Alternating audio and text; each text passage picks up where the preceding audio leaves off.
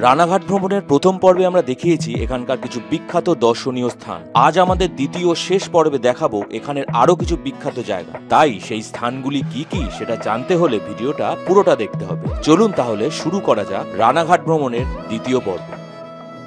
আমরা এখন দাঁড়িয়ে আছি সিদ্ধেশ্বরী তলার সিদ্ধেশ্বরী মায়ের মন্দির। রানাঘাটের বহু প্রাচীন মন্দির এটি, এবং এটি একটি ব্যস্ত জনবহুল জায়গায় অবস্থিত। এই মন্দিরের সঙ্গে রণডাকাত কিংবা রানা ডাকাতের নাম কিন্তু জড়িত। এই রণডাকাত বা রানা ডাকাতই এই মন্দিরের প্রতিষ্ঠা করেছে। চলুন আমরা ভেতরে গিয়ে দেখি। জনশ্রুতি রয়েছে কৃষ্ণনগরের রাজা কৃষ্ণচন্দ্র স্বপ্নাদেশ পান অনাদরে রয়েছে দেবী, তারপরেই তিনি মূর্তি প্রতিষ্ঠা করেন। শ্বেতমর্মর প্রস্তরে তৈরি 2 ধাপ বিশিষ্ট পঞ্চভুজ বা পঞ্চকোণ পঞ্চমুণ্ডের আসনের উপর দেবী বিগ্রহ প্রতিষ্ঠিত। এই মূর্তি উৎকৃষ্ট কালো কোষ্ঠী পাথরের দ্বারা নির্মিত। 1302 সালে রাজনারায়ণ কুণ্ডুর ভাইজি ইছামতি দেবী এই বর্তমান মন্দিরটি নির্মাণ করেন। বর্তমানে সিদ্ধেশ্বরী মন্দিরে কালী মূর্তি ছাড়াও মহাদেব এবং রাধাকৃষ্ণ বিগ্রহের নিত্য পুজো হয়। মন্দিরের সামনে বলিদানের থান, তারপরেই নাট মন্দির। নাট মন্দিরটি দালান জাতীয় সাদামাটা এবং বৈশিষ্ট্য বর্জিত। সিদ্ধেশ্বরী কালী মন্দির দেখা শেষ করে আমরা বেরিয়ে পড়লাম আমাদের পরবর্তী গন্তব্য নিস্তারিণী কালী মন্দিরের উদ্দেশ্যে।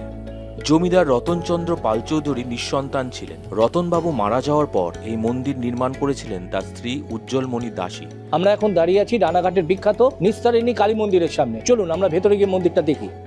সেই সময় মন্দির নির্মাণ করতে খরচ হয়েছিল প্রায় ৭৫,০০০ টাকার মতো। সময় লেগেছিল ৯ বছর। গর্ভগৃহে বেদির উপরে প্রস্ফুটিত পদ্মের মধ্যে শায়িত শিবের উপরে দণ্ডায়মান মা নিস্তারিণী কালী। মাতৃমূর্তিতে কোনো উগ্রতা নেই, স্নিগ্ধ রূপে মা এখানে বিরাজ করছেন। এই মন্দিরটি নবরত্ন শৈলীতে নির্মিত। ১২৪২ বঙ্গাব্দের জ্যৈষ্ঠ মাসের সংক্রান্তির দিন এই মন্দিরের দ্বার উদ্ঘাটন করা হয়েছিল। এখনও প্রতি বছর এই দিনটিতে মন্দিরের প্রতিষ্ঠা দিবস পালন করা হয়।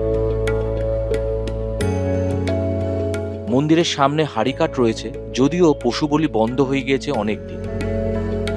এটি রানাঘাটের বড়বাজার এলাকায় অবস্থিত এবং হ্যাপি ক্লাব ময়দানের পাশে।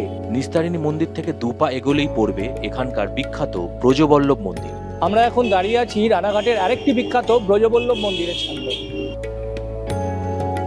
এই ব্রজবল্লভ মন্দিরটি নিস্তারিণী কালী মন্দির থেকে সামান্য দূরে অবস্থিত, 1 মিনিটের হাঁটা পথ। আমরা এখন মন্দিরটি ভেতর থেকে দেখতে যাব। চলো। মন্দিরে প্রবেশ করেই প্রথমেই বাদিকে চোখে পড়বে একটি তুলসী মঞ্চ এবং একটি কালো কোষ্ঠী পাথরের তৈরি নন্দী মহারাজের মূর্তি। মন্দিরের মূল অংশে প্রবেশ করে প্রথমেই নাট মন্দির, আর সেটি অতিক্রম করে মূল গর্ভগৃহে প্রতিষ্ঠিত কালো কোষ্ঠী পাথরের কৃষ্ণ এবং অষ্টধাতুর রাধিকার বিগ্রহ।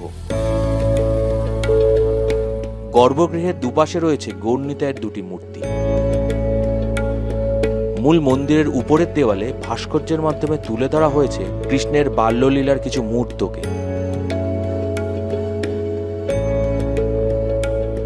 আর নিচের দেওয়ালে রয়েছে ভগবান বিষ্ণুর বিভিন্ন অবতারের চিত্র ও ভাস্কর্য।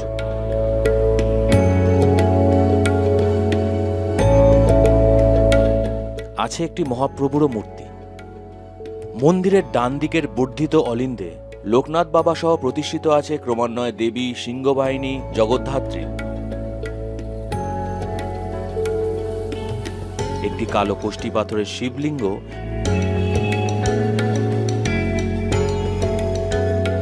এবং সিদ্ধিদাতা গণেশের একটি মূর্তি। মন্দির দর্শন শেষ করেই আমরা পৌঁছে গেলাম পাশেই বয়ে যাওয়া চূর্ণী নদীর ধারে।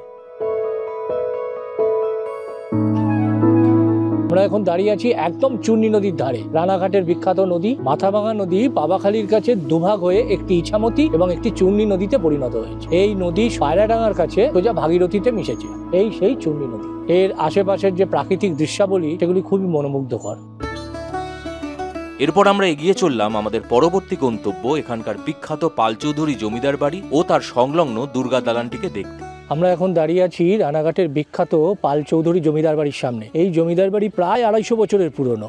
এদের একটা দুর্গা দালান আছে, সেটা ওইদিকে, সেটা আমরা আপনাদের একটু পরে দেখাবো। এই পাল চৌধুরীদের প্রতিমা ভাসানের পরে রানাঘাটের সকল প্রতিমা ভাসান হয়, এটা এখানকার ঐতিহ্য। এর মধ্যে এখন পরিবারের লোকজন থাকে, তাদের উত্তরসূরিরা থাকেন, কিন্তু এর ভেতরে ঢোকা যায় না, তাই আমি বাইরে থেকে আপনাদের দেখাচ্ছি। বসত বাড়ি থেকে অনতি দূরেই এদের দুর্গা দালানটি অবস্থিত, যার সিংহভাগই এখন ভগ্নপ্রায়। আমরা এখন দাঁড়িয়ে আছি পাল চৌধুরী বাড়ির যে দুর্গা দালান, সেই দুর্গা মণ্ডপের সামনে। এই দুর্গা দালানের দরজা বন্ধ, এটা কিন্তু দুর্গা পুজোর সময় খোলে সর্বসাধারণের জন্য।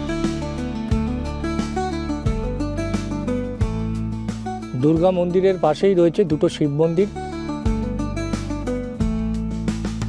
দুটো কালো গোষ্ঠী পাথরের বড় শিবলিঙ্গ আছে এখানে, এবং মন্দিরের গায়ে প্রচুর টেরাকোটার কাজ করা আছে। তবে একটুখানি রক্ষণাবেক্ষণের অভাব বলে আমার মনে হচ্ছে, একটু রক্ষণাবেক্ষণ করলে জায়গাটা কিন্তু আরো সুন্দর দেখতে লাগতো। তা আমরা এখন এসেছি আমাদের যে পরবর্তী গন্তব্যস্থল রানাঘাটের বিনোদিনী পার্ক। রানাঘাটে এরকম অনেক পার্ক আছে, সেরকমই একটি হচ্ছে বিনোদিনী পার্ক। আমরা এখন ভেতরে টিকিট কাটতে যাচ্ছি। আসুন, আমরা এখন এসে গেছি বিনোদিনী পার্কে, আর এই পার্কে আমরা এখন ঘুরে বেড়াবো, হই হই করবো। তো চলুন। এই বিনোদিনী পার্কের প্রবেশ মূল্য 20 টাকা। সোম থেকে রবি প্রতিদিন সকাল 10টা থেকে রাত 8:30 অবধি পার্কটি খোলা থাকে। আমরা এখন দাঁড়িয়ে আছি কিডস জয় রাইড জোনে। বাচ্চারা খুব আনন্দ করছে, হইচই করছে, লাফালাফি করছে। আমাদেরও দেখতে ভালো লাগছে। আমরাও যদি বাচ্চা হতাম আমরাও লাফালাফি করতাম এখানে। সবাই খুব ফেস্টিভ মুজে রয়েছে। দিল তো বাচ্চা হ্যায়, হাম ভি বাচ্চা হ্যায়।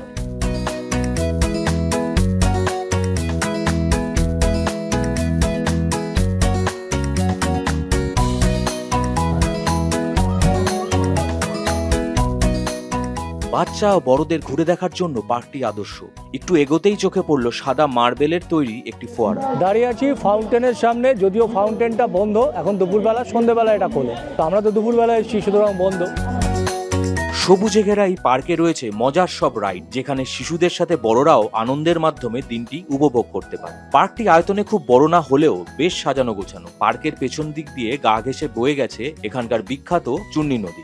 আমরা পার্কের পেছন দিকটাতে এসেছি, আর একটা অংশ এটা চূর্ণী নদীর একদম ধারে। গোটা পার্কটা কিন্তু খুব সুন্দর। এটা কিন্তু পিকনিক পারপাসে ভাড়া দেওয়া হয়। আপনারা যদি ইচ্ছুক থাকেন যোগাযোগ করতেই পারেন কর্তৃপক্ষের সঙ্গে।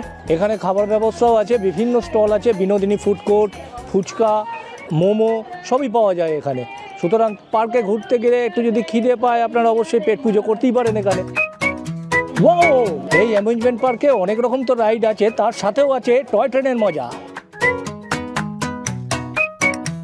এই টয় ট্রেনের টিকিটের মূল্য মাত্র 20 টাকা, আর এখানে ফ্রি ওয়াইফাইয়েরও ব্যবস্থা আছে। আমাদের এই পার্ক দেখা এখানেই শেষ। আমরা এখন পরবর্তী গন্তব্যের দিকে যাব। আমরা এখন দাঁড়িয়ে আছি রানাঘাটের নেতাজি সুভাষ অ্যাভিনিউতে। রানাঘাটের বিখ্যাত জাহাজ বাড়ির সামনেই নেতাজির এই মূর্তিটি স্থাপিত। 1931 সালে নেতাজি সুভাষচন্দ্র বসুর পদধূলি পড়েছিল এই রানাঘাটে। এই যে রাস্তাটাই উনি হেঁটে গিয়েছিলেন, তাই জন্যই এই রাস্তাটার নাম হয়েছে নেতাজি সুভাষ অ্যাভিনিউ, এবং এখানে একটি নেতাজির মূর্তিও প্রতিষ্ঠা করা হয়েছে। নেতাজি এসেছিলেন এখানকার দেশবন্ধু চিত্তরঞ্জন ব্যায়ামাগারে। তার দেওয়া নাম অনুসারে এই ক্লাবের নামকরণ করা হয় রানাঘাট স্পোর্টিং ক্লাব। ভাবলেও অবাক লাগে, রানাঘাটেও নেতাজি সুভাষচন্দ্রের পদধূলি পড়েছিল। আমরা এখন খেতে এসেছি বাঙাল ঘটিতে। আমরা দুপুরের খাবার এখানে খাবো। তো চলুন। রেস্টুরেন্টের ভেতরের পরিবেশটি আধুনিক এবং খুবই সুসজ্জিত। আমরা বসে মেনু কার্ড দেখে অর্ডার করলাম 2টি স্পেশাল মাটন থালি এবং 1টি স্পেশাল ভেজ থালি। তাছাড়াও এখানে স্পেশাল চিকেন থালি এবং স্পেশাল ফিশ থালিও পাওয়া যায়। এখানে স্পেশাল থালি ছাড়াও বিরিয়ানি, কাবাব এবং বিভিন্ন ধরনের মকটেলও পাওয়া যায়। এই তো চলে এসছে আমাদের মাটন থালি। এবার দেখে নিই এর মধ্যে কি কি আছে।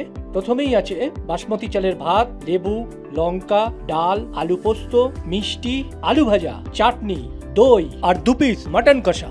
এবার দেখে নিই ভেজ থালিতে কি কি আছে। সরু চালের ভাত, লেবু, লঙ্কা, আলু ভাজা, ডাল, আলু পোস্ত, ছানার ডালনা, চাটনি, দই, মিষ্টি আর 1 পিস পাঁপড়। আমরা এখন খাবো বাঙাল ঘটি রেস্টুরেন্টে মাটন থালি, আর খেয়ে বলবো আমরা কেমন খেলাম।